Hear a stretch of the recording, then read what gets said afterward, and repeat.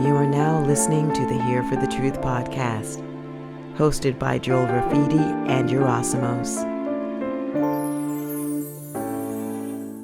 What's up, guys? Welcome back to the Here for the Truth podcast. I'm Joel Rafidi. I've got my co-host Yerasimos in the house as always. This episode's going to blow your mind. We have Tom Montalk with us today. To me, he is the man to talk to on the subject of aliens, UFOs, ETs. I've been trying to get him on for a long time, and now he's agreed, and here he is. And we just finished recording, and we're still in the whirlwind ourselves about the conversation we just had and what we just heard. Right before we bring Tom on, this will be the final week to apply for our group coaching program, Rise Above the Herd. If you're interested, you can head to riseabovetheherd.co and submit an application and learn more about what we're offering so you can reclaim your power, rise into potential, and walk a truly authentic path in life. Without further ado, here's Tom. All right, everybody, welcome back to the Here for the Truth podcast. This is episode 113. We have an incredible guest with us here today, Tom Montalk. Tom is a writer, a scientist, a musician, and a lifelong experiencer of the paranormal. He's the author of Montalk.net and has written 3 books: Fringe Knowledge for Beginners, Discerning Alien Disinformation, and Gnosis, Alchemy, Grail, Ark, and the Demiurge. After studying physics and electrical engineering for 4 years, he left college to pursue more independent research. His goal is to help others arm themselves with knowledge to better fulfill their evolutionary potential. Tom, welcome to Here for the Truth, man.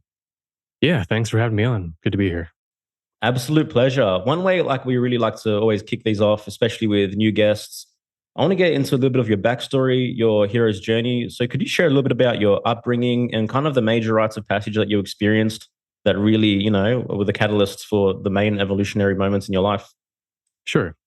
Yeah, so if you guys visit my website, you'll see that I have quite a bit of interests in the fringe material, fringe science, alien research, occultism, hermeticism, Gnosticism, comparative religion. But where did it all come from? So I remember when I was born, I actually have memories from when I was an infant. And one of the first memories I have is of being in the nursery in the hospital within a couple days after I was born. And I remember crying because I was filled with this deep sense of sadness. It felt like a cross between being orphaned in a foreign nation where you don't know anyone, and also being like a soldier being dropped behind enemy lines where you have this huge, difficult mission ahead of you. So it was this sense of overbearing weight and mission that I remember having when I was only a couple days old. There were a couple other things that I remember from that time, which I later asked my mom about, and she verified that, yeah, that's exactly you saw correctly. So I don't think these memories were made up, and that's why I consider that particular memory to be genuine. Now, one thing I did have going on very early on is that my first word wasn't mom or dad, it was ghost. In German, it was the word Geist. And that's because I have memories of being in my crib at night in the dark with a little light shining above. And at some point, I would get this weird, creepy feeling. And then all of a sudden, a white, wrinkly, gray-looking face would peer over the side of the crib and look down at me. And it had black eyes, just like a classical gray alien. So I didn't know what it was. I thought it was a ghost. So I would scream Geist at the top of my lungs, and my parents would run in. And by that point, it was gone. But this happened quite a number of times, and things only got worse from there. Because when I was around 3, when it started right around when I was 2, I would have these classic alien abduction scenarios that would happen pretty much on a bi-monthly basis, every couple of weeks or so. And the way it would always play out is that it would be daytime, right around 2 or 3 p.m. I'd be in my mom's bedroom, and my mom was there. And she told me, she said, Tom, stay there. I need to go out into the rest of the apartment and handle some business. And so she would leave the apartment or she would leave the bedroom and close the door behind her. And then as soon as she did, all of a sudden my memories of all the previous time that this had happened would start flooding back. And I would start panicking because I knew what was coming next. And what came next is that the door would open and in would stream about 5, 6, possibly 8 classic gray aliens. They were short. I would estimate right around the same height, maybe a little bit taller, so probably around 4 feet tall. They wore metallic cobalt blue bodysuits. Some of them wore boots. And before that would happen, I knew what was about to happen. So I would either run into the corner and crouch and hide, terrified, or I would take the bed, which was spring loaded, and I would flip up the front end of it, dive in there into the blanket and pillow compartment, and then kind of like sort of try to shut it behind me, but it couldn't shut all the way because I was in there. And I remember that happening quite a number of times, and I could see out through the crack of the bed, and I could see these beings sweeping back and forth, trying to figure out how to get me out of the bed. And a number of times I was in there for, it must have been at least 5 minutes, where they must have called someone else, possibly a superior. And I remember hearing a voice, not my mom, not my dad, but to me, they felt like adults. So I thought that they could have been friends of my parents. And they kind of coaxed me out of there. I don't remember what they looked like, but they sounded human. So, a lot of times in UFO abduction reports, there are reports of human like beings being there as well. So it could have been them. And I've had other experiences, including one night, I remember watching television with my mom, and I felt like something was watching me from behind me in the dining room area, right behind the couch. And so I thought to myself, what could this be? And I kept looking behind me. I didn't see anything. Well, after about 4 or 5 times of this, my mom, she, decides to get up and go to the kitchen to get me a snack. So she's in the kitchen, and I realized, oh shoot, I'm alone by myself. And I felt it again. And I turned around, and there it was. And it was a 7 or 8 foot tall shadow being with glowing eyes, red, orange colored eyes. I remember it pretty clearly. And it was just staring down at me with utter malice. Oh. And I was so scared, I dove beneath a blanket and shrieked like a banshee. And my mom comes running in, and she tries to like console me, but I was so freaked out that I thought that she was a monster. So I started kicking her, and then she smacked me out of it. And I told her what happened, and I asked her, just take me away, carry me into the living room, into the bedroom. And so, I remember being over her shoulder, looking back at the couch as she was carrying me away, and it wasn't there anymore. But I think I sensed something, and by all accounts, if you study occultism and paranormal activity, it was probably either a shadow person or what they would call something like a demon. It definitely wasn't an alien. So that was my introduction to the world. It was dealing with a lot of these strange, crazy experiences. And at the time, my father, he was an electrical engineer. So he was into science, and he and I would have a lot of discussions and playtime involving science things. So I got a pretty big interest in science at the time, including taking everything apart, trying to figure out how it worked. Legos, of course, and my dad's science sets. I had a chemistry set in my bedroom that was littered all over my table. It looked like a meth lab. That's how crazy it was. But so I was into that stuff. I was trying to figure things out.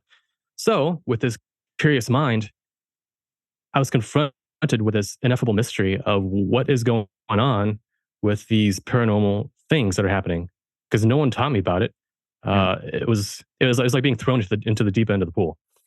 And so that kind of set the tone for me in the sense of dealing with the things that a lot of people don't think about and trying to apply scientific curiosity and rigor in unraveling that mystery. So that was the early beginning of my childhood. And it wasn't until I was about 12 or 13 that I got a library card and I started really digging into this. So this was back in 92, 93. All right. So I read all the UFO books at my local library, and I read all the metaphysics books. I started getting to the physics and engineering as well. And, those were my focuses for about 4 or 5 years. And right around 2015, I met a guy who ended up becoming my mentor through the mail, like a pen pal. And he started sending me all these books on conspiracy material, alien material, everything that really you couldn't find at my local library. So it was interesting how he just came into my life like that. He was a retired nuclear engineer. So he was pretty smart, and he himself was very well educated on conspiracy subjects, the alternative. And he would write me these really long letters, trying to teach me wisdom and how to be careful in the face of these types of challenges. So I learned a lot from him. And after that, I went to college for physics and electrical engineering. in order to try to understand how UFO technology worked. I was trying to figure out how to understand and how to build free energy and anti-gravity devices. So that's why I went to college. But after about 4 years, I started to realize that the further you go in college, the more the system tries to funnel you into increasingly specific and irrelevant fields. So it tries to specialize you out of having a true impact on the world. I mean, especially nowadays, because if you go back in time to like Einstein and Maxwell and all those famous names in physics, they weren't that specific back then. They're a little bit more general, and so they're able to do more. But nowadays, it's like they're trying to pigeonhole everyone into these little tiny boxes to make sure that they don't put the pieces together. It's a form of compartmentalization, just like they do in secret government projects. They can compartmentalize everything, and then people they don't have the cross disciplinary knowledge to put all the puzzle pieces together. So that's why I got out, and I decided to do the rest of my research independently. In my own home lab, reading new textbooks, my old textbooks, and just kind of teaching myself the rest of what I wanted to learn instead of learning all these irrelevant things. Yeah, and then I created my website a couple of years before that, and I've networked with probably about 15,000 people at this point over the past 20 years. And most of them shared with me their personal paranormal experiences, their research, and all of it helped me. It provided more and more dots for me to connect. So over time, things just start to congeal, they start to form patterns. And using my scientific background, I was able to sort through the data and construct hypotheses that I could test. See, it's difficult to test things when it comes to paranormal and ET experiences because normally when you're a scientist, you want to have everything in your petri dish to study, under a microscope. But when it comes to alien phenomena, as I'll be talking about in this show, we are in their petri dish. So they're the ones who are studying us versus vice versa. And so that makes it hard to study it, but you still can. It's tricky, and I'll explain why. But it requires a lot of data that you have to sift through, a lot of lateral right brain thinking combined with intuition, combined with logic and rigor, of course. But it takes both sides of that to be able to discern the subtler patterns amidst all the noise. So that's pretty much how I got to where I am today. It's incredible, man. I'm curious, did you these experiences that you had when you were younger and continuing on throughout life, like, did you share these with your parents, your father, your mother? Like, did you keep them private? What were the dialogues like when you were like a toddler speaking about these experiences? Yeah, good question. Because, right. And that was one of the ways I was able to confirm that these things happened. So, one of the things that I talked about quite a bit back then was the so-called Grauenmenschen or Steinemenschen. And that's German for the gray men or the stone men. I was babbling on about them all the time back then. Are you first generation? Are you first generation like German American? Like, were your parents? Yeah. So, all right. So my dad, he's native German, and my mom, she's native Singaporean. So she's Asian, and she met my dad in Germany after a long journey. And so I was born in Germany. I was raised German, and so I'm a first generation American, you could say. Although I wasn't born here, but yeah. Yeah. Cool. Yeah. All right. So, so regarding what I was talking about back then, I talked about these gray men and stone men, and I also had a very, very deep phobia of owls and anything that was white or grayish and bulbous. I mean, I even had a fear of dandelions, like dandelions when they get to that stage where they're like this round ball of fluff. Yeah. It was like this white fluffy round thing, and I was like, I couldn't figure out why I was scared of them because the thing is, when these abductions end, your memory gets suppressed. So you don't remember necessarily what happened, but I did remember the gray men, and that's what we'll be talking about. But as you get older and older, and your mind see, when you're really young, your brainwave, your brain state is in the theta alpha brainwave range, and that's where your mind is more plastic and it's not as linear and compartmentalized. But as you start aging, your brain gets increasingly crystallized, and it's easier to split off parts of it to segregate memories. So that's why when you're an adult, you have a harder time remembering supposed alien abductions than you do when you're like 2 or 3 years old. And that's also why in certain like afterlife studies, kids who are, 1, 2, 3 years old, a lot of times they'll talk about their past lives. They'll say like, oh, I remember my other mommy and daddy, from a previous life. But point being that most of my memories were suppressed. but I did remember the gray and the stone men, and I remember the beginnings of the abductions and a couple flashes during them. But yeah, so I asked my mom, like, did I ever talk about the gray men or stone men? And she was like, oh yeah, all the time. And my grandma confirmed it too, because I'd be telling her about it. Yeah, so between that and my fear of bulbous things and owls, see, owls are one of those common things that ET abductees have been found to have fears of. And that's because owls, especially snow owls, their eyes, they got these little black beady eyes surrounded by this white cone rim. And that resembles a lot of times the faces of certain gray aliens. So even nowadays, when I look at a picture of an owl, like a group of owls online with the little black eyes and white faces, it kind of freaks me out because it's still there. A little bit of PTSD in my subconscious. So yeah, it's been an interesting experience for sure. That's so wild, man. Like my mind is blown. That's like by far the most, interesting and unbelievable hero's journey intro we've ever heard on this podcast. I got so many questions. I'm actually stumped. So where I want to go from here, I guess, like there's so much information, there's so much conversation, there's so much material about this subject, what's real, what's not real.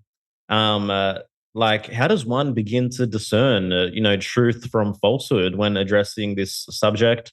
And we really want to try guide people as who are beginners and who are looking at this for the first time with fresh eyes, how they can begin to grasp an understanding of really what is alien phenomena. Yeah, that's a good question. So to even get to the point where you can discern what is truth from falsehood in the field, well, first of all, I think you need to, well, see, some people they don't have any context or background or experience in this particular subject, so they might wonder, why are you guys talking about this? Like, how are aliens even real? Yeah. See, some people wonder, like what's the point of discussing good from bad aliens or truth from lies about this if you can't even prove that aliens exist? And I understand their viewpoint, because unless you've had these experiences yourself or you've seen UFOs or done like deep research into the field, there are some pretty obvious questions. Like, if they exist, then why aren't they all around us right now? Or the classic question, why haven't they landed on the White House lawn and introduced themselves to the president and showing up on TV, giving interviews, all of that good stuff. Like, why is there no unequivocal video or photo proof of them? Now, there's plenty of proof, but it's just not it's not convincing enough to convince every single last person on the planet. And that's the issue, is that people want either 100% proof or they say it doesn't exist. Well, what if it's only 90%? What if it only convinces 90% of people? Well, then there's going to be 10% who don't believe it because it's just not good enough. And that's difficulty with the subject, because as I said earlier, unequivocal proof is like a bacteria in a petri dish that you can look at under a microscope. You can hand it off to another scientist and he can say, or she can say, yeah, I see it. I see it too. I mean, you can hand it off to anyone. It's replicable. You can share the proof and everyone can see it. Everyone can believe in it if they want to. But if you are the one that's in the petri dish, now these other beings are the ones who control the conditions. So you can't do it 100% scientific way, because it's not under our control. And that's the issue. So people wonder, for the exact same reasons, like they wonder, why does, for example, the SETI program, Search for Extraterrestrial Intelligence, where they take these giant radio satellite dishes and they aim them into the sky to scan the universe for signs of electromagnetic signals from other civilizations. And so far, they've detected a few things, but it hasn't been, once again, 100% unequivocal proof. And of course, with all these different objections, you can find rational explanations for why those things are. I mean, for example, regarding why SETI hasn't detected signals, I think it's because electromagnetism is a very inefficient form of communication. It's equivalent to Native Americans using smoke signals, sending smoke signals up into the sky. So if you had a Native American scientist searching for life across the Atlantic, he sends up a smoke signal, gets nothing back from across the horizon, and he wonders, okay, well, obviously we're the only ones on this planet. It's equivalent to that. In all likelihood, if you had other civilizations, they would not be using EM signals. They would probably be using gravitational wave signals or scalar stuff, things that don't currently fit necessarily within our technological abilities. So we think we're more advanced than we are. And we try to judge the rest of the universe based on our anthropomorphic standards. and then we get disappointed when we don't get that mirrored back. All right. But yet, despite all these questions, you also have to reconcile that with the fact that, for example, over 40 million Americans either have seen UFOs or know someone who has seen UFOs. That's quite a lot of people. You have thousands of airline pilots, scientists, military eyewitnesses who have reported seeing things that they can't explain. And that has also led to the government creating various programs to investigate these unexplained sightings. And I'll get more into that in a bit. What else do we have? Well, we also have the entire alien abduction research field, where you have tons and tons of PhDs, doctor after doctor after doctor, writing books, researching it, investigating it, and giving it serious attention to the point where they risk their tenure, their profession, just to be able to speak about it. See, there's a lot of political correctness and taboo within the academic field. And so they're sticking their necks out when they dive into the subject. And some people, they even suffer suspicious, mysterious deaths investigating it, because there are political interests that, don't look highly on getting that deep into the alien subject. See, it's interesting that for most people, the mainstream news, professionals, it's okay to talk about lights in the sky. Lights in the sky, that's safe. Once you start talking about metallic discs or ships in the sky, now it starts getting a little bit weird, because you can't just explain it away as stars or airplanes or Venus or swamp gas or something. And then beyond that, once you start getting into people seeing the occupants of the crafts, like the craft has landed and people have eyewitnesses, and this has been reported many, many times in literature, they've seen beings come out of these things. Now it starts getting really weird. And then, of course, once you get into alien abductions, now most people it goes beyond their threshold of credibility. So the issue is that the closer you get to the alien subject, the harder it is to prove, both because it's more politically sensitive, like it can be more disruptive to national security, society, culture, religion, the economy especially, and also because the occupants themselves, these supposedly alien beings, they are very careful about what they show to whom, which is an interesting point, because when people see lights in the sky flying around in ways that cannot be explained by conventional physics or technology, I highly doubt that these beings in these crafts have to have their lights on. They don't have to have their lights on, and yet they do. And yet they show themselves to certain people at certain times in certain ways. Yeah. And, I find that really interesting, that there seems to be an acclimation program, like a gradual introduction to their presence. And it's been going on since the early 1900s, at least. And over time, you would think that if there's nothing to this, if this is just a fad, then it would go away. But it hasn't gone away. It's just gotten steadily bigger and bigger and bigger, to where now it's actually been legally mandated by Congress, the American government, to have official investigations into these unexplained things. Yeah. Mostly due to military personnel having interactions with these unexplained phenomena. Some of them even getting injured or killed. That's not talked about quite a bit, but there are lawsuits on the books from military members who have been injured or their loved ones killed by these unexplained things. So it's getting more and more serious as the years go on, and therefore I see humanity kind of heading closer and closer to a singularity point in terms of the alien phenomenon. And that's why I think it's so important to learn about, to study, to get a handle on, because as much as it might seem distant now and irrelevant now to our everyday lives, the closer we get to that point, the more it's going to seep into, the more it's going to affect our everyday lives. So I don't know how long we have, but I've written a book called Discerning Alien Disinformation, all about the subject. It's only like 120 pages, 130 pages long, but it analyzes the literature out there to try to sort truth from falsehood. Mm-hmm. And also, and not just like falsehood in the sense of people making things up or people mistaking one thing for another, but falsehood also in terms of how these supposed alien beings themselves are they're not truthful. The things that they tell people during contacts, abductions, even government personnel that have had contacts with them. A lot of them are liars, and the nature of the lie is it's very concerning because it points to a bigger agenda that some of these factions have. That's not good for us. I don't want to say like all outright invasion, but more like colonization, like what the Spaniards did to the Central and South Americans. You know, it was quite bad for the native civilization, and if we're not careful, we could go the same route. So I'm looking ahead, and I wrote a book on it just so that anyone can read that and get up to speed pretty quickly. Yeah. Why do you think they make their presence known to certain individuals, even in your personal experience, for you in your instance? Yeah.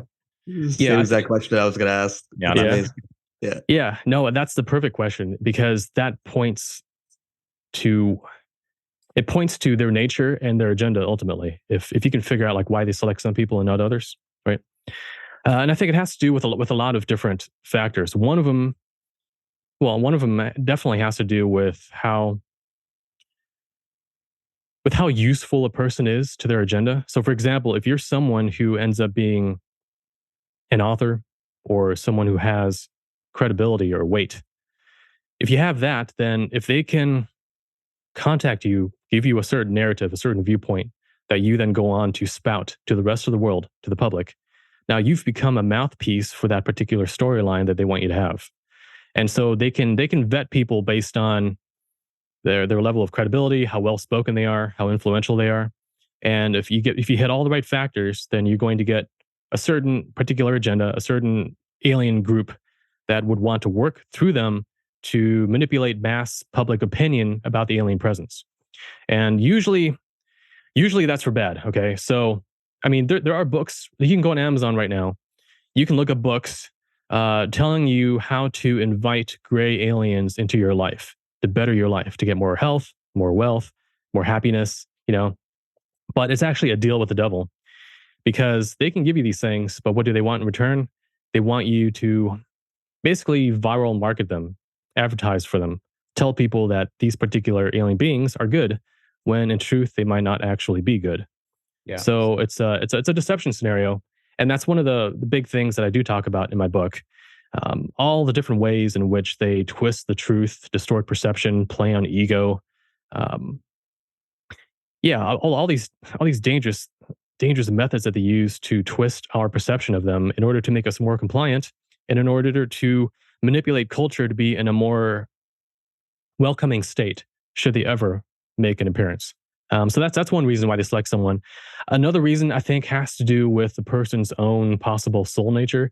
And to understand that, I mean, you really would have to get into things like karma, destiny, past lives, incarnational missions and plans, which not everyone believes in, but that's fine. But I would say that if you research the literature enough of afterlife studies, near-death experiences, and so on, you'll realize that it is a thing. Okay, and so some people they just come here with a certain soul nature that has some prior connection to the alien phenomenon.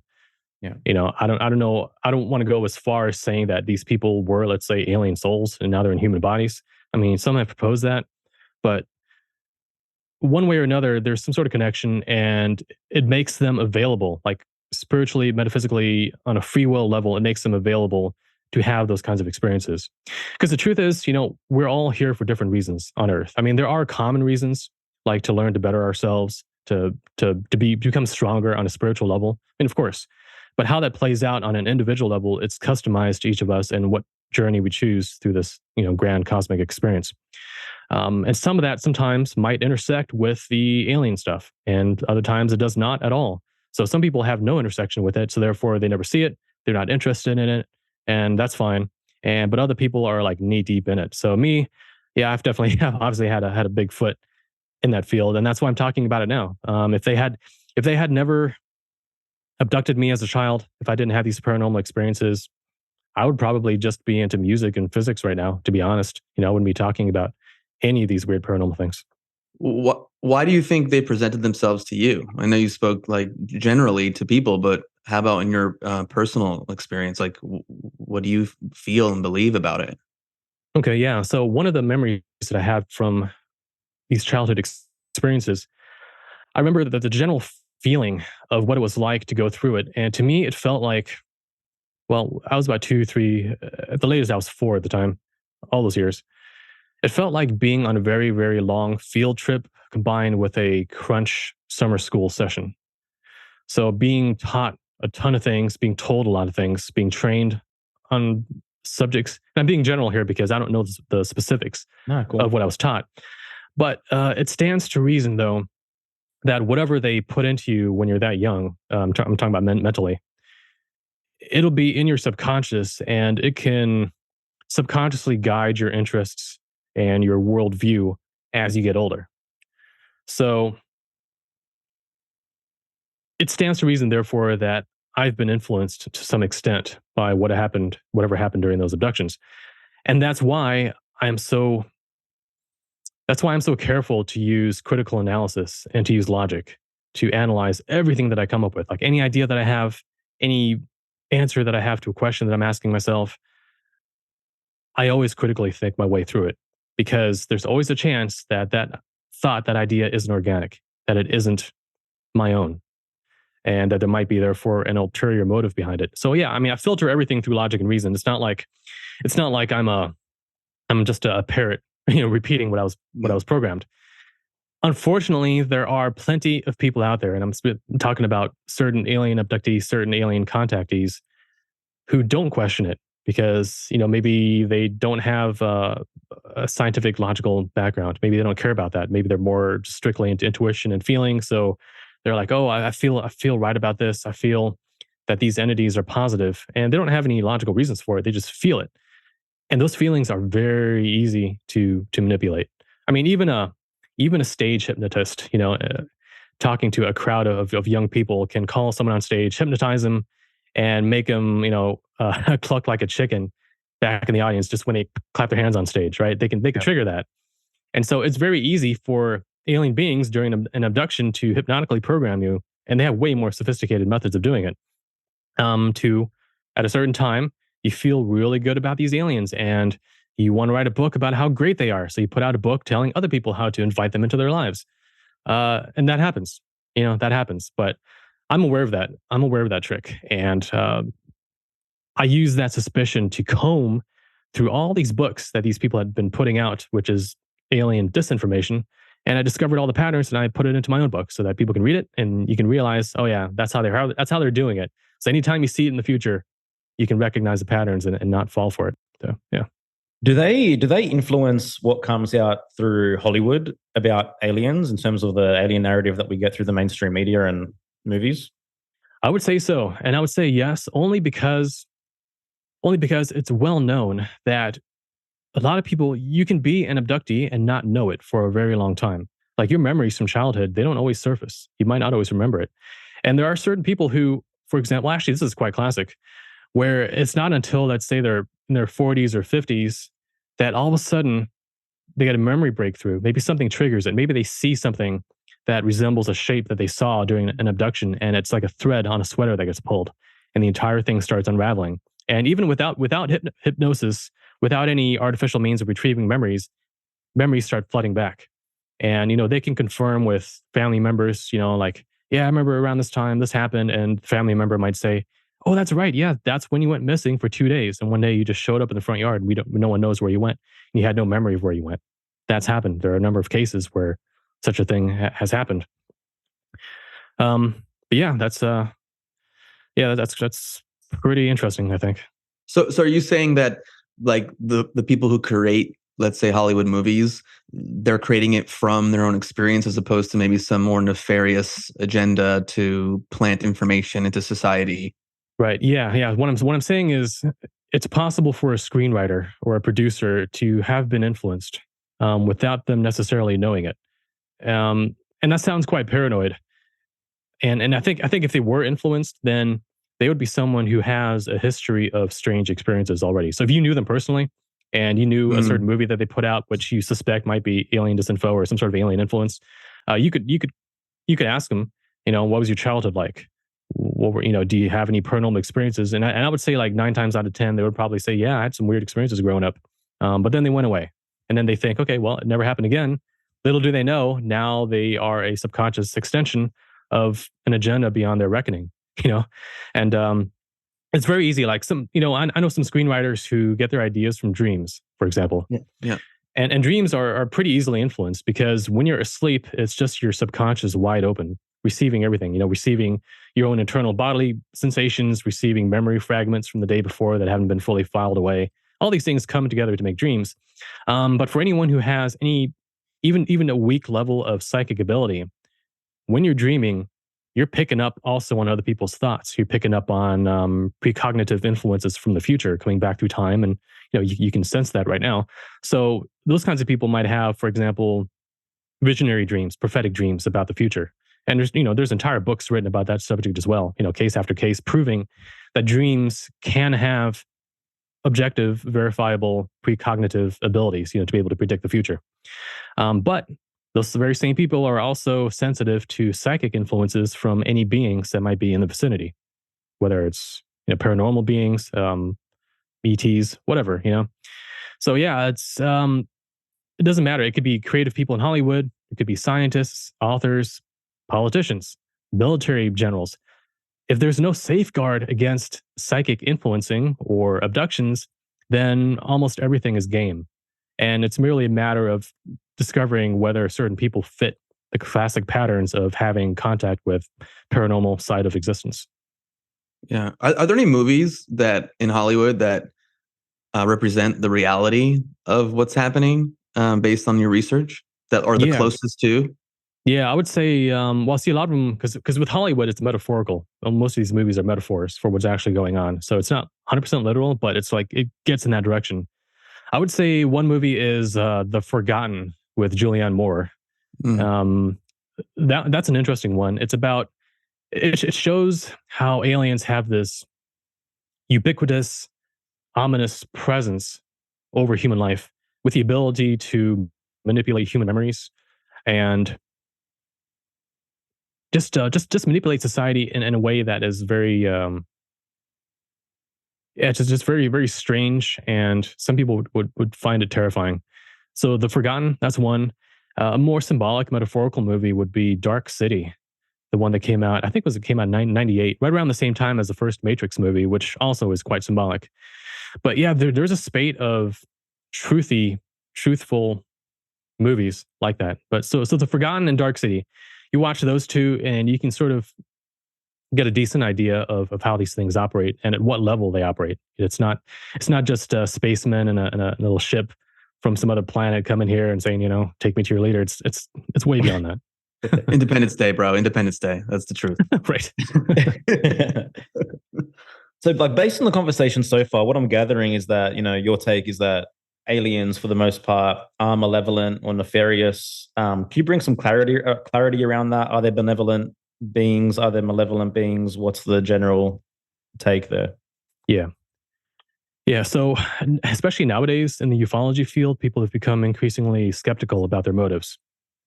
And that's okay. I think it's better to err on the side of caution than naivete, like naive trust, because naive trust, you only get one chance. And if you blow it and it turns out they're bad, then it's over for humanity. Okay. So, but in my experience, from all the data that I've seen, everything I've put together, I believe that it's a mix. I believe it's a mix of malevolent factions and more benevolent factions, and some neutral ones in the middle who, they're observers. They don't really care either way. They kind of hang back. But the malevolent ones are the ones, obviously, who would not be respecting free will as much. Mm-hmm. So they would be interventionists. They would be the ones doing the majority of the tinkering with the human mind, with human society. Therefore, it's the benevolent ones. Like in Star Trek, you got this idea of the prime directive, the idea that you don't interfere with a developing civilization. And funny enough, Star Trek, Gene Roddenberry, he was involved in this field. He was involved in the field of ufology, channeling, researching, metaphysical, paranormal things. And so a lot of the ideas that he got from that field, he incorporated into the show itself. So things like the prime directive, we think, oh, that's just Star Trek, that's just sci-fi. But it might have actually originated with what's actually going on out there. That there are certain non-human factions out there that have a non-interventionist viewpoint, that they don't want to interfere with our development, at least not in a negative way. And so that's why they, in particular, are not landing on the White House lawn and introducing themselves and trying to get the entire world focused on them, because that would take everyone's personal mission and destiny away from that and like focus it solely in that direction. And it would just lead to another worshipping of, a god type situation like we had in ancient times during Sumerian days, where it was a big, and the entire society was oriented towards pleasing and worshiping the gods. And that's not how things work anymore. So I don't think they would want to replicate that by showing up. Now, the negative factions, on the other hand, they have various interests for why they do what they do, and some of them include resource harvesting. Using Earth as a mining operation, a military strategy, like using Earth as a base of operations for further expansion of their you could call it like an empire, and also using humans ourselves as a biological and energetic resource. So there's many reasons why they would be here, and that's why, if just theoretically, if we ever had aliens showing up, showing themselves en masse to the population, pretty much guaranteed they're going to be the not good ones, because they're the ones intervening first, and therefore they are interventionists. Therefore, they can't be the ones that follow the so-called prime directive. And so I would be very suspicious about those particular ones. But yeah, I mean, in my opinion, there are a mix of intentions, just like amongst humans, right? There's a mix of intentions. And these beings, they're different from us, but they're not that different. They're not like incomprehensibly different. So, yeah. Cool. Do you think that human beings, like how we are now, evolved, that were genetically modified with aliens like thousands and thousands of years ago? I think so. There are various human evolution anomalies. Like one that comes to my mind would be, okay, right. Yeah, chromosomal fusion. That's a big one. So chromosomal fusion, what is that? So we know that chimps, bonobos, gorillas, orangutans, they have 48 genetic chromosomes. They have 48. Humans, we only have 46. So the question for the longest time was, what happened to the other two? How do two chromosomes just go missing? And so when they dug into the genome, the human genome, they found that 4 of those original 48, they fused into 2. So one fused with another, one fused with another. So now instead of 4, we only had 2 chromosomes, and those added to the other one. So that's why we have 46 and they have 48, because like I said, a couple of theirs fused together. And when they looked at the fusing site between the chromosomes, they found that it wasn't just like them stuck together, which possibly could happen with a mutation, but there are certain sections of it that were deleted and other parts of the code that were swapped around. So deletion, swapping around, fusing, that doesn't happen by accident. There's no way that can happen just through random genetic mutation. And if you do get a mutation, it pretty much never leads to something better. Like, like right now, humans, some humans are born with 3 chromosomes, 3 X's or whatever. Like Down syndrome, for example. It doesn't lead to a smarter, more capable human, right? It leads to something that's handicapped in some way. And yet, compared to our ancestors before this happened, we are like way smarter. We've got larger brain volume. We have the ability for speech, art, intellect, science. All those things came about thanks to this chromosomal fusion that happened, right around 500,000 to about 1 million years ago. That's when scientists believe that this fusion happened. And like I said, it leads to us being smarter. So there's no way that I can see, or that a lot of scientists can see, that this happened naturally. So therefore, it had to happen artificially. Intentional. And yeah, it happened intentionally. And that was only the beginning of it, because there are other anomalies. Like, for example, right around 70,000 years ago, like people don't really know this unless you study it. All humans nowadays, all 7-8 billion humans on planet Earth, supposedly came from just 3,000 people who existed right around 70,000 years ago. So scientists try to explain this as, okay, well, there was a giant cataclysm back then. Maybe the Toba volcano in Indonesia went off, right around the time, plus or minus 20,000 years. And it changed the weather in such drastic ways that there was no food and people died. and the entire human race got decimated to where there were only 3,000 individuals left. And so when humanity popped back in population, they all came from those 3,000. That's one possibility. But if you look at it from the viewpoint of, let's say, alien genetic manipulation, it would have been so easy for them to take, well, during a time of cataclysm, take only 3,000 people, maybe save them, or maybe breed 3,000 people through genetic programs, like breeding a new race of humans, Homo sapiens, who, maybe they only made 3,000 of them, then they plopped them down, and then from those 3,000, the rest of us came. And maybe that would explain why humans, after right around 70,000 years, had smaller brain capacity compared to the ones that came before, the Cro-Magnons, the people who were smarter, they were more robust. They're better humans in all ways up until about 70,000 years ago. And then from that point forward, we were kind of like dumbed down. And so what some researchers believe is that there have been different extraterrestrial hands in human evolution. There could have been one group that originally formed humanoids as we know them. They took the primitive ape species and they fused some chromosomes together and they created us, they created Neanderthals, they created Denisovans. And then that went on for 300, 400, 500,000 years. And then another group came in and said that, those guys were a little too smart for what we need. We want to dumb them down. We want to maybe turn them into beasts of burden. They're too smart. They're too dangerous. And so during a time of cataclysm, they saved some, they bred some new ones. And then here we are. We're not psychic by default. We're not as smart as the prior humans were. And if you look at society, we're quite obedient slaves, to a bigger control system. And so whatever they did back then to tinker us and to kind of dumb us down, it has had quite the effect in making us a more compliant, more useful species to their agenda. So I do think that there have been genetic manipulations throughout history. And what I'm saying here is only a small fraction. I mean, if you really dig into the subject, you can find so many other issues. Like, for example, humans compared to all other animals, we have way more genetic diseases than any other animal on Earth. We have more things that are wrong with our genetic code. And I think that just comes from way too much editing, to be honest. Like too much tinkering with our genetic code. Like no one's gonna tinker the genetic code of a hamster, like they don't care about hamsters. But humans, we are just on that threshold of usability for a bigger agenda, whether for slave labor or something more complicated, that we've been modified multiple times. And I think that explains a lot about society nowadays. Hmm.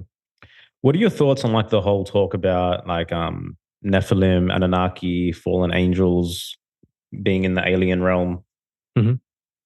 Yeah, well, as you know, if you study the subject, during ancient times, pretty much all cultures on Earth had myths or religions based around the idea that their civilization was founded by superior beings who came from across the vast ocean, maybe the literal ocean or maybe the ocean of space. Other ones talk about beings coming from Sirius, the star Sirius, or just general sky gods coming down, seeding civilization with knowledge of mathematics, geometry, agriculture, metallurgy, chemistry, and medicine. And so it doesn't matter which culture you go to, pretty much all advanced cultures, they popped out of nowhere overnight for the most part. It's like so prior to a certain point for most of these, I'm talking about the Egyptians, the Mayans, the Chinese, actually even the Indians. These civilizations, originally it was just primitive natives in those areas, just primitive natives, doing basic hunting, gathering. A lot of them didn't even have agriculture. And then over a very short period of time, something came in and they developed all those fields that I just mentioned, agriculture, science, mathematics, geometry, astronomy. It happened overnight. And a lot of them even built these megalithic temples, these megalithic structures, like the Great Pyramid. Actually, if you go through all these different areas around the world, you can find these giant stone structures all over the place. And, they're manufactured with inhuman levels of precision and scale that cannot be done by human hands, let alone those primitive natives that were there originally. So it seems to me that there was a civilizing influence that came in and terraformed these civilizations, converted them into a higher level of society that was pleasing or useful to whatever came in and did that. Um, now regarding the Nephilim and fallen angels, so the fallen angels myth that comes, well, you can read about it, for example, in the Book of Enoch. And the Book of Enoch was one of those books that was left out of the official Bible, because back around 350 AD, I believe it was, all the church elders, they got together and they had to decide what books are we going to put together um, officially into the official Bible, right? And so some of them were left out because they're a little too controversial, or maybe they contradicted the official dogma of the time. Well, one of them was the Book of Enoch. And in that one, it recounts how there were a couple hundred fallen angels. They call them the Watchers, fallen angels who landed on a mountain in the Middle East called Mount Hermon, or Hermon. And you can go there nowadays. You can go to the mountain, so it's a real mountain. And according to the local legends there, yeah, once again, these sky beings came down, set up base, and then they started teaching the local natives what they knew. And then that's how they spread civilization forth from that point. But they were called fallen angels. They were called watchers. They were called beings from the sky. So that's one example. And like I said, any other culture that you go to, the Egyptians, they have their own myths about these sky gods. Or you go to Africa, right? There's a certain tribe in Africa called the Dogons. And this tribe, interestingly enough, their entire belief system was based around the star Sirius, which is, the brightest star in the sky. Except the interesting thing is that they were able to draw diagrams illustrating the star system of Sirius, including a third star or a second star, well, an extra star that people at the time barely had any knowledge about.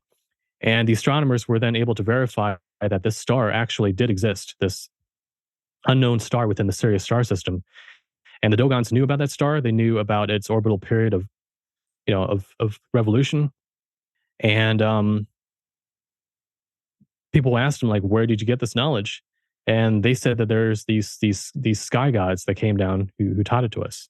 They called them they called them they called them like fish beings, because there were some aquatic elements to them.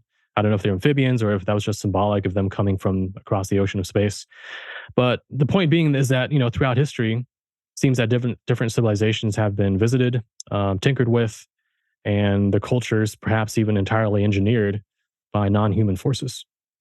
Yeah. Now, regarding the Nephilim, I think that just as humans have been genetically tinkered with, they might have had other pet projects on the side where, hey, let's make some giant humans. Let's make other humans that are, instead of being drawn from hominid, like ape type genetics, what if we take it from lemur genetics instead? And so you get things like Bigfoot. They did analysis on different Bigfoot hair and like genetic samples. And some of those, interestingly enough, have traces back to lemur genetics, which is pretty odd. But it turns out that before 10,000 years ago, before the last ice age, there were indeed like giant gorilla-sized lemurs in North America. And so nowadays, North America and also like Central Asia, that's where you find them too. That's also where you find most of the supposed Bigfoot sightings. So I think Bigfoot, Nephilim, ancient giants, and so on. I think there are just other genetic products that were experimented with over time. Wild. Yeah, back in episode 13, we had Shane Bales on the podcast, who claims to have come from an Illuminati bloodline. And he has memories of communicating with these ancient giant beings. Well, these giant beings that were, hidden in some mountains or something he was talking about. So just crazy to kind of connect those dots. It's interesting anyway. Yeah, they do exist still. Man, there was this one awesome, fascinating encounter.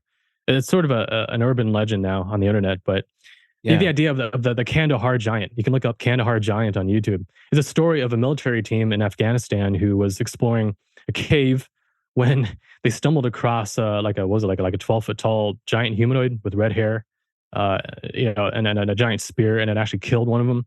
And then later on, another military team came in and captured it.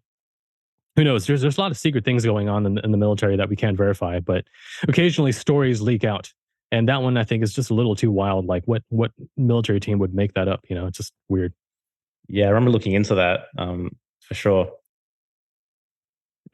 So, when, for example, like now in like New Age circles, like people communicate to like ascended masters and like angels and stuff like that. could there potentially be like alien imposters wanting this admiration and adoration coming in as, oh, I'm this advanced being or advanced master. Give me your love and worship. Even channeling, like the whole channeling, as well. Yeah. Yeah. I think it kind of harkens back to ancient times where these beings, they were worshipped as gods, and they probably enjoyed it.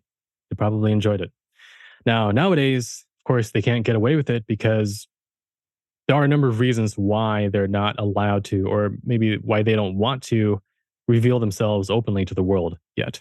Okay, there could be reasons for that. But back then, yeah, of course, they're walking the earth, they're flying around, they're having battles in the sky.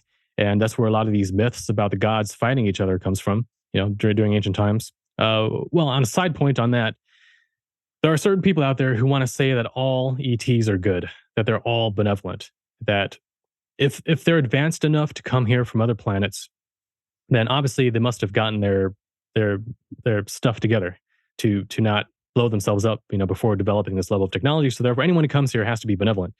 Well, to that I would say, then how would you explain all the accounts throughout history, even as late as the medieval times? How would you explain the accounts of the gods fighting each other, or UFOs and crafts fighting each other, shooting each other down, having battles in the sky, right? If they're all good, they shouldn't be doing that. And yet you get that. So I'm pretty sure that there are mixed factions.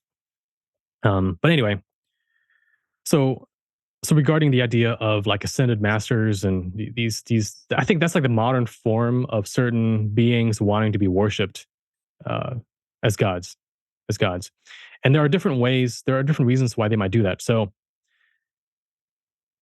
it's kind of complicated because there are different classes of beings that engage in this level of deception.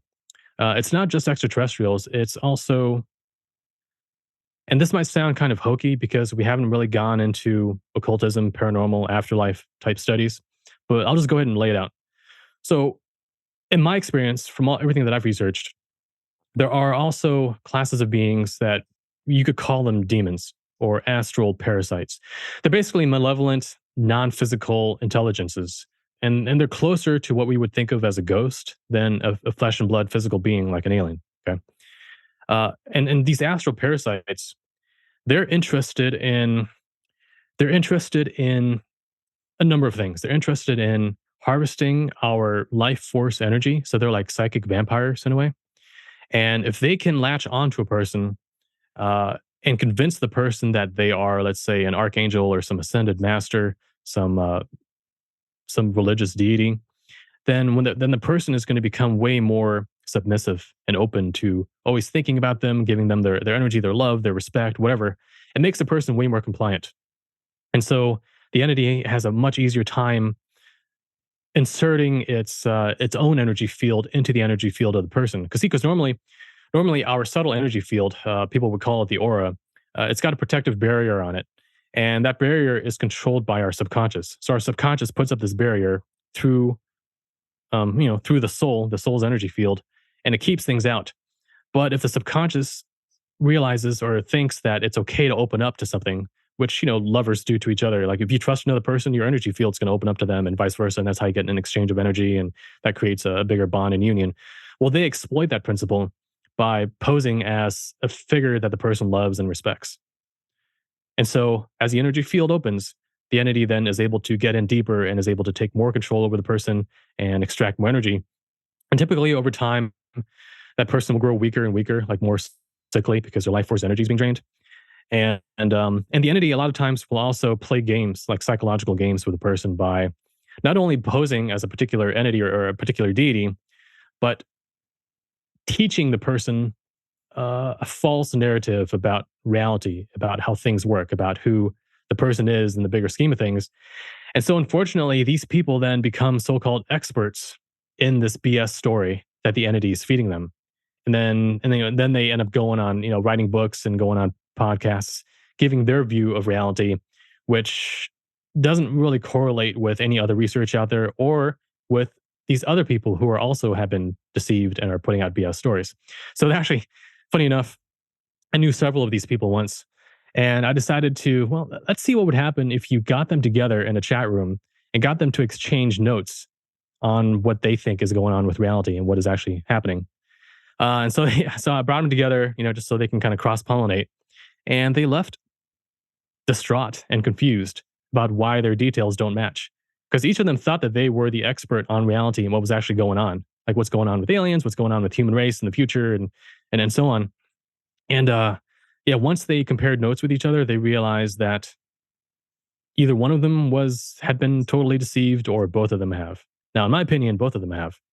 But the point being that whether it's aliens or these non-physical astral parasites / demons, a lot of them engage in this phenomenon of deceiving vulnerable humans and giving them an almost schizophrenic view of reality. So it's almost like an artificial form of schizophrenia.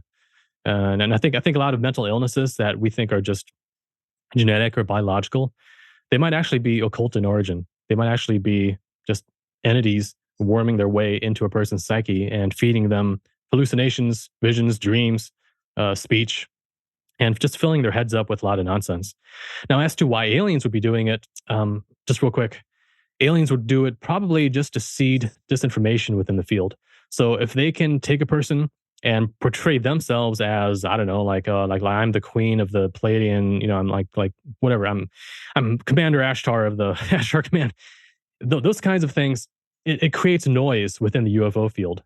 So if you're a serious researcher and you want to gather data and you have these experiencers coming to you, well, if half of them are this particular template, then you're going to get polluted with all this false, corrupt data, and it's going to crowd out the real experiencers, the ones with the real experiences who have real data on what's going on. And so I think it's just them setting up a smoke screen, trying to disguise their own activities. That's yeah. So it's like a psychological operation within alien community. Mm-hmm. Yeah, and it's pretty easy to do as well because gray aliens in particular, they're kind of like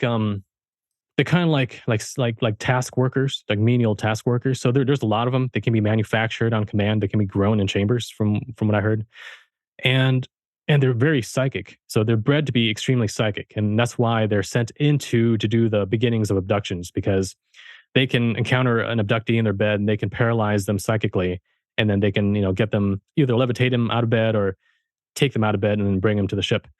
Well, this same psychic ability also allows grays to telepathically interface with, let's say, channelers or people who have a mild degree of psychic ability. And they don't consider themselves channelers, but they hear voices. They hear, oh, yeah, I've got this spirit guide who calls himself, whatever, who teaches me about the Galactic Federation of planets and why aliens are good, and all this like false BS narrative stuff. Yeah. So that's pretty dangerous, and I think people need to watch for that. Yeah. Well, how do you protect yourself? Like what activities, what habits do humans have that allow them to be infiltrated by these beings? Yeah, that's a pretty good question. And to understand that, you sort of have to understand what are the capabilities of aliens. And that's something I really haven't gotten into too much yet, but it's really important to discuss. So Sure. I've got a list here. I'm just going to go through it. Sure. And I'll explain like these are like the top capabilities or aspects of the alien presence that I think people should be aware of.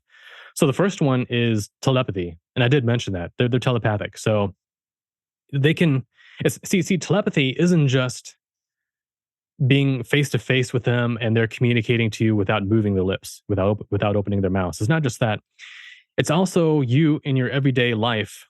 Like for example, like right now, if I were to write an article or I'm on social media making a post, telepathy can also be done from a distance to guide what a person says or what they don't say.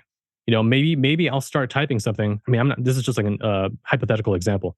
Maybe I'll start typing something and all of a sudden I feel like, I don't want to do this anymore. And you just stop, you erase it. Well, it turns out if you had fully typed that, maybe it was something very important that some other person was going to read and was going to change their life in a big way, which affects the future in a certain way. It's a butterfly effect. So down the line, something big could have happened, which traces it back to a certain person reading something that you wrote.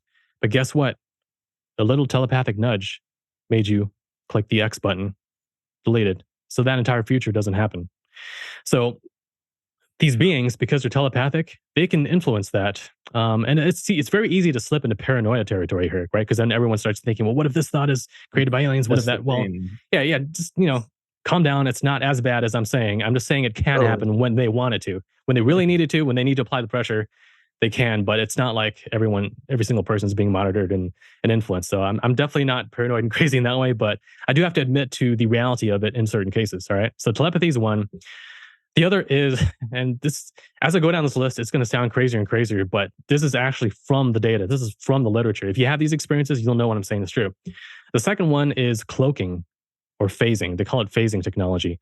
So it's the ability for a being to stand right next to you and you don't even know it. Unless you're psychic, or you have a pet. Like usually pets are sensitive to these sorts of things. So you have a cat or a dog that's sensitive, they'll react to the presence of a non-human energy field near you. And cats will get very, very antsy, like really amped up, or they'll get scared, maybe they'll go hide. Dogs will whimper or bark. They'll look around in the air at things that you can't see, but obviously they can see something. And if you got multiple pets, right, they can see it. So I mean, you've probably had it too, haven't you? This is the trippiest thing. Like we have a dog, and there's times where like she's barking and looking around. I'm like, what the fuck are you barking at? And I can't hear anything. There's nothing that discernible that she would be barking at. It's interesting. Yeah, and it's not always aliens. Like sometimes it could be, well, we would call them ghosts, but it's just dead people without their bodies, right? It's just dead people hanging around for whatever reason. They haven't moved on yet. Or maybe it's just their energy field that has been cast off, but now it's just kind of floating around. I mean, To make sure my wife doesn't listen to this episode, next time Rosie starts barking. I'm just playing, dude. I'm playing. Yeah. I mean, it could be that. It could be entities or dead people. Maybe even like loved ones from the other side of the veil. Sometimes they pop in to see what we're doing and make sure we're okay. And they'll pop in as this floating point of consciousness. And if you were to take a picture of it, a lot of times they'll show up as these little orbs of light in your photographs. But anyway, so pets can see them. Sometimes babies can see them. Like certain babies are quite psychic. I remember I was not. Like I remember being a baby and I never saw auras around people. But I've encountered babies and I've heard of babies who can totally see energy fields. And like if you've got this massive energy field above your head or something like that, the baby will just like stare up above your head, like all mesmerized at what's going on. So the point is that you can have entities that are not physically visible around you, but only if you're intuitive or psychic, or you've got a pet or a psychic baby around, will they be able to see it. Now, if you combine this cloaking ability with telepathy, that's a really bad situation, because now you can have an entity standing right next to you, telepathically jacking into your subconscious and influencing what you're researching, what you're reading, what you're writing, what you're thinking, your opinions.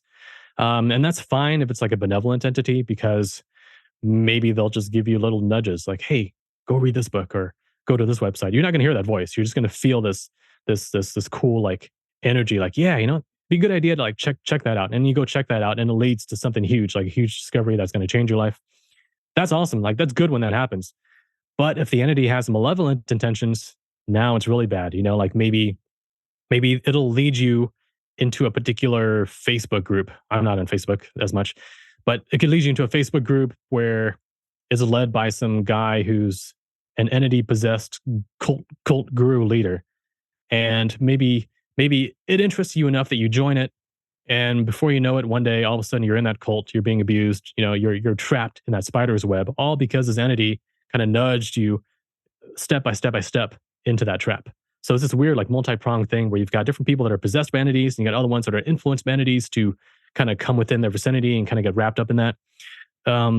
That's pretty macabre, but yeah, but it does happen, So it's also it's a slippery slope too, in regards to like, let's say an individual goes through this process and it's like, where do you take personal responsibility versus where do you go, well, an entity did it. Mm-hmm. That's why I joined the cult and all this stuff happened to me. Yeah. I mean, ultimately, see, we all have personal responsibility. And the personal responsibility lies in being self-aware, to be aware of your own thoughts, your own impulses, and to make sure that anytime you do something important, that not only does it make sense, but it also feels right. It has to both make sense and feel right. And it has to be backed up.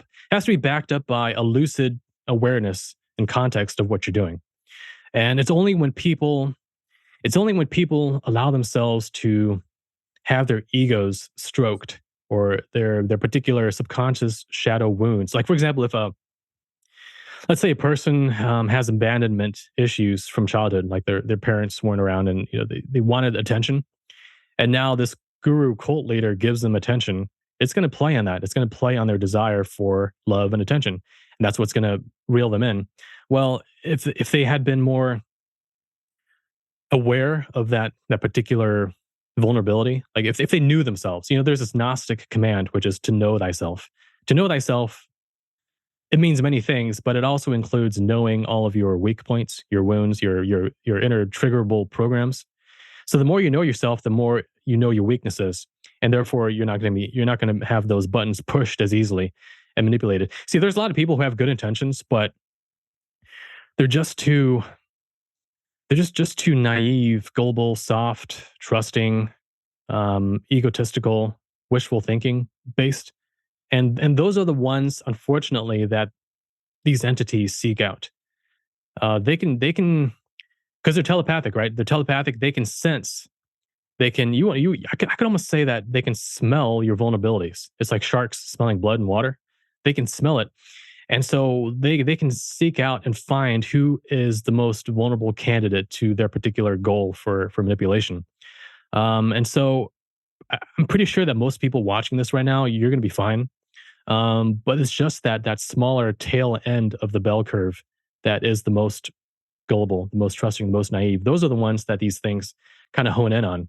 And for everyone else, as long as you've got a straight head on your shoulders, as long as you kind of question your impulses sometimes and not just blindly jump into something without thinking, you're going to be fine. You're going to be fine. You know what the other thing is as well? Like, there's that faction that, claims to, feel special and calls in these entities and communicates with them and whatnot. And then there's other people who aren't as self-aware and grounded and self-responsible who look at that going on and saying, oh, why aren't I having these experiences? Mhm. What's wrong with me? Why aren't I special in that regard? And then so they intentionally seek out to try to call out these things as well. And I think it kind of plays on that that egotistical side of, me needing to feel special, and the highest reality is for me to be able to contact these these beings and stuff like that. That's just something that's come to me. Yeah, I know, because there's people, they do these outings, right, where they try to call down lights from the sky. They try to shine flashlights up into the sky to communicate with ETs. And actually, one time I was sort of naive enough to try something like that. This was a long time ago. Yeah. And so I went out into the night sky. And well, actually, there was an even earlier experiences which I want to recount. So when I was, how old was I? I was about 13 or maybe 15. I'd been reading a lot of books about aliens and abductions and grays. And at the time, I thought, okay, well, they're probably good. Maybe they're just like innocent scientists. And what we think is them being evil is no different from like a veterinarian trying to do something and the animal being scared. The animal thinks the veterinarian's bad, but the veterinarian's actually trying to do good for the animal, right? So I thought that they're good. And I remember looking out to the window at the night sky, and I asked them, like, if you're out there, give me a sign. And I was expecting the stars to fly around or something, give me like a sign like that, but that didn't happen. However, that night I went to bed and I had this weird dream of I was like in a daze, and I was on an airplane or something like that. And there was these people around me with gray faces and black eyes.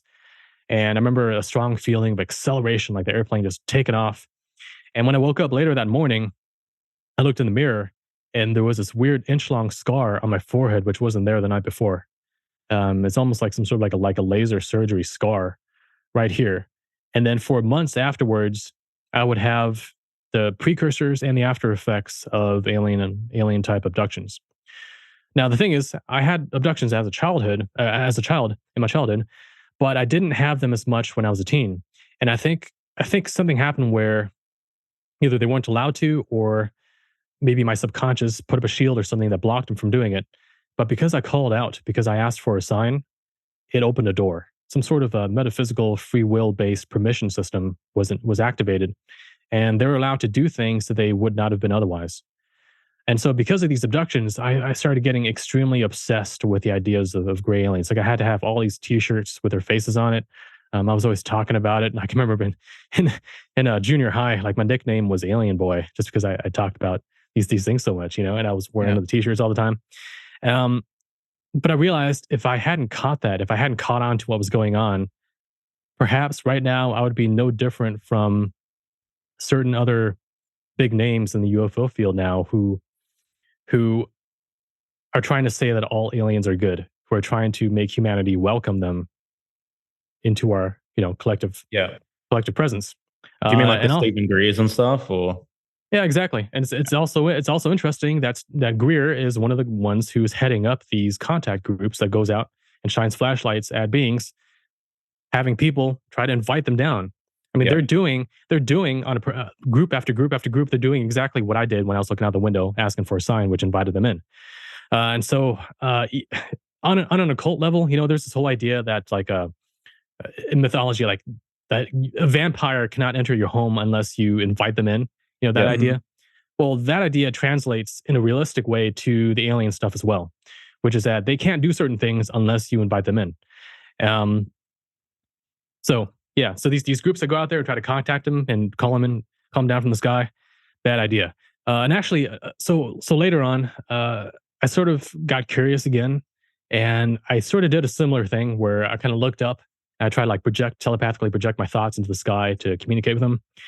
And that night, I had an interesting dream where I was approached by a human-looking being who sternly warned me to never do that again. Wow. And their explanation was that it's similar to being in a war zone where you're in the middle of a war zone as a civilian, and there's forces battling all around you, and you just get on a radio and you say, "Hey, I'm at whatever. Hey, you guys want to be friends?" What are you going to get in the middle of a war zone? You don't know what you're going to get. You could have the enemy totally taking over your position. So that was what was kind of relayed to me, that you don't want to be doing that. You don't want to naively just invite these things in. So if there are like good beings, then they don't need that level of invitation to help you out. They're going to be there in the background, intervening as little as possible, but also intervening when they need to in the most subtle ways, in the ways that really matter. And they are masters of the butterfly effect. So they can say the minimal thing necessary. They can do the minimal thing necessary to have a positive effect. And so just like with Christians or anyone who's religious, in terms of interacting with the divine and having faith, you don't need to be desperate about help from beyond. You just have to be patient, and you just have to have faith that it's going to be there to support you when you need it most. You don't have to like try to like drag it to you. Yeah. I want to share a story which I was hesitant to share because it's a bit of a personal wound for me in a sore spot. It's one of the points in my life where I feel like, I actually fucked up. But I'll share it anyway. So it was 2018. And I was definitely, in a place of, I guess, spiritual bypassing at that point in time. Wasn't really engaging in any real sincere shadow work. I was on the apex of kind of a new age phase. And I was at this place in Byron Bay in New South Wales. Byron Bay is known as quite a spiritual area. I was at this place called Crystal Castle, and there's a bookshop in Crystal Castle. And I was leaving. And then something told me to go back inside the bookshop. So I went inside the bookshop and I was led to this book. Can't remember exactly what it was called. It was kind of like, the Advanced Guide to Ascension or something like that, something of that nature. Anyway, I started reading this book, went back home, started reading it. I was talking about like everything that happens in the afterlife, beyond the physical realm, all these different beings, entities, ascended masters. I was talking about, you mentioned Captain Ashtar before and the Ashtar command and stuff like that, talking about contacting monads.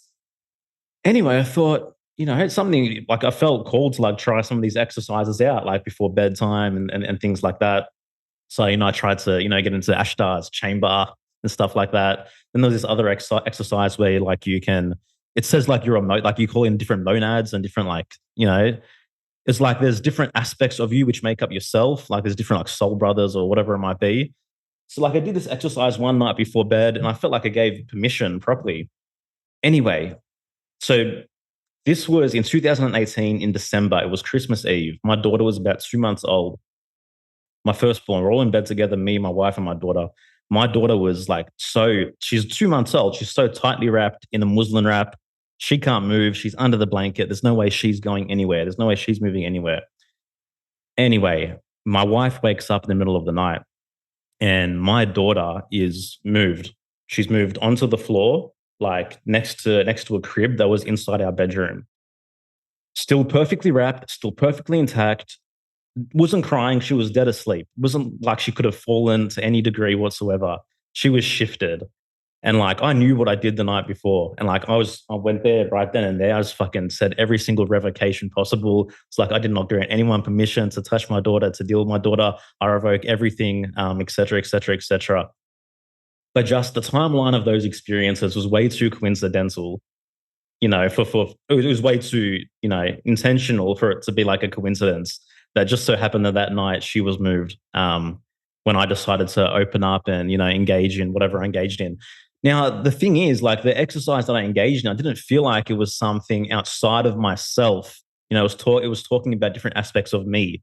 So I don't know, but that's always been like a personal thing of mine where I'm like, man, something happened that night that I can't explain. And yeah, it's trippy, but Wow. yeah. That's interesting. Mm. Yeah, a lot of times these permission giving systems, Yeah. it's it's almost like legal language in the sense that besides what you say, there's also a lot of subconscious fine print. So you might have done an exercise where you just called in different parts of yourself. Yeah. But if that exercise came from a book that had been contaminated by some of these other forces, then it's possible that you established a subconscious psychic link to those forces through the book, and you kind of called that in despite despite the exercise on an overt level, pointing in a positive direction. So yeah. It's curious, very curious. Wow. Yeah. Tom, we have a little bit of time left, and I'm curious your thoughts on everything that's going on in the mainstream current events around UFOs and all that. Like what your thoughts are around that. Yeah, I've been studying that recently as well because it's been. I mean, you can't really avoid it if you watch the news, all this latest UFO news. A lot of it had to do with that incident in 2004 where this Navy ship, the USS Nimitz, was off the coast of San Diego, and there were a couple F/A-18 Hornets that had been in the air on a training mission, and they were called off the mission to go investigate an unknown aerial object in the vicinity. And so one of the jets took off and went to circle overhead to kind of look down, and the other one started approaching this object.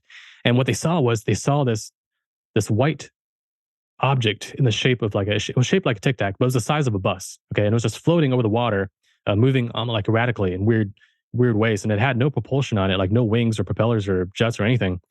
And so when this one jet went to get closer to it, it started circling around with it, and then it just accelerated and took off. And the jet above it the pilot above it was able to look down and see exactly what was going on. And the weapons systems officer back on the ship was able to see it. The crew was able to see it. And so it became very well documented. And then later that day, there was another jet that was sent up that saw the object again and actually started to chase it and captured it on both regular video and also infrared video.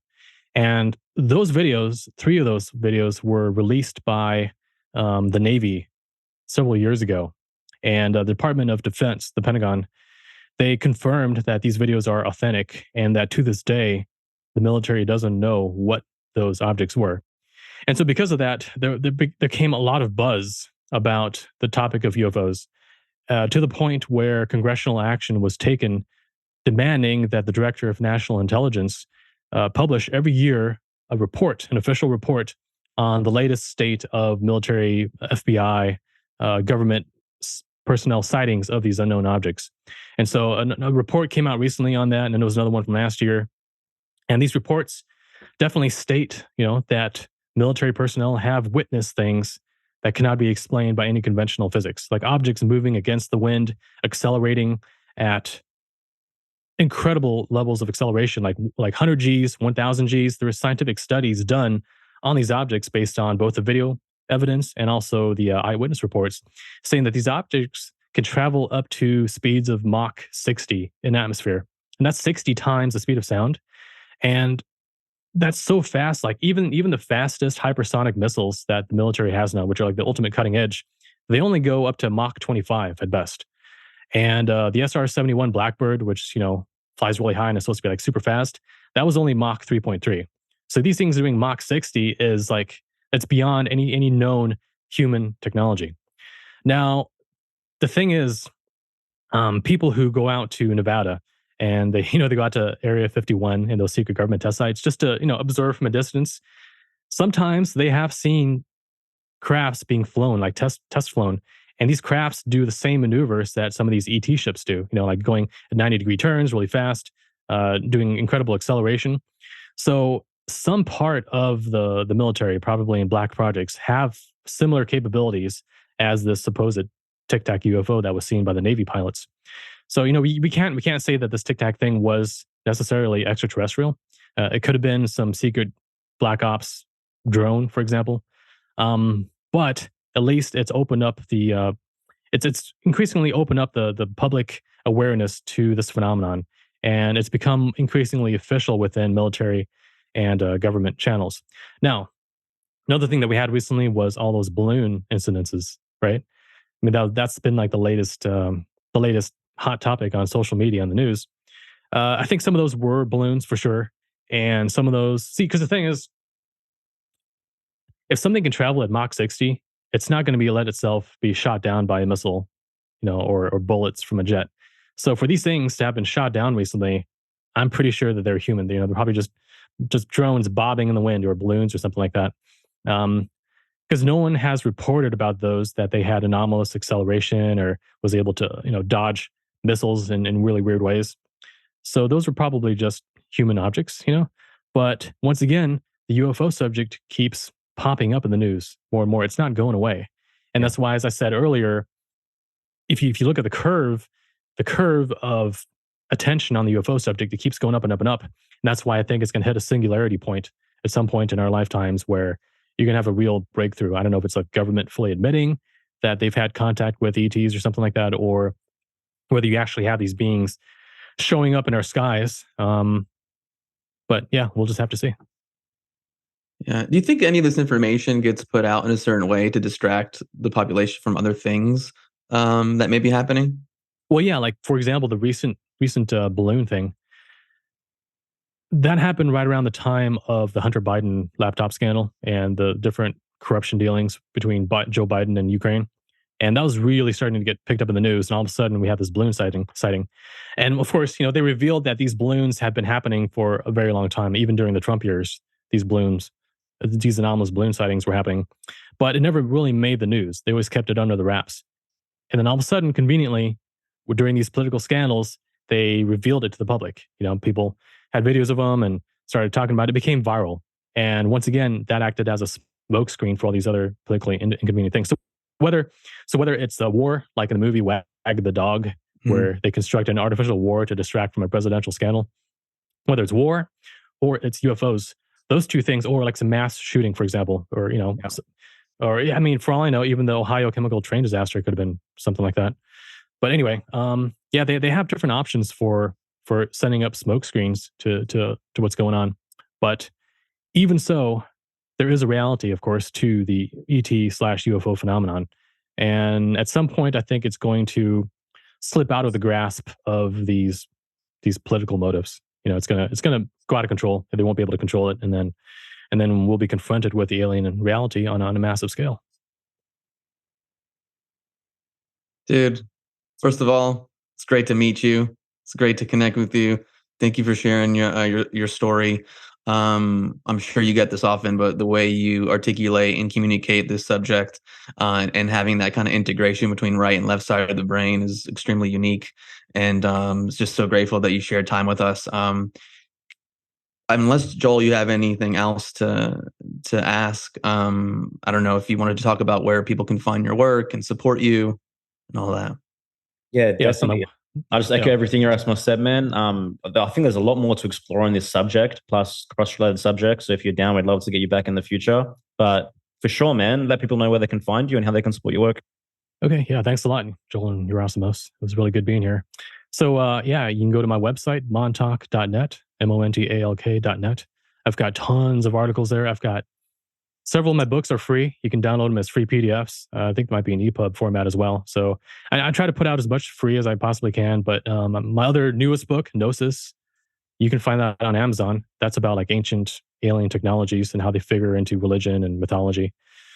You can find that there. And I'm also on YouTube, Twitter, Gab, Telegram. It's all on my website. You'll see it there. Yeah, we'll have everything in our show notes, man. And everyone listening, I mean, support Tom for sure. I mean, you've piqued my interest even more in these subjects. That's for sure. Yeah, for sure. Guys, thanks for listening. Tom, appreciate your time. We'll see you next time. Smoking mirrors, I'm seeing through the illusion. Waking up in a time, they think you're in a delusion. Somebody set the alarms, cause they be too busy snoozing. I'm in a DeLorean. Fast forward in evolution to a place where we can share our confusions. Yeah, 450 BC, I'm sharing tea with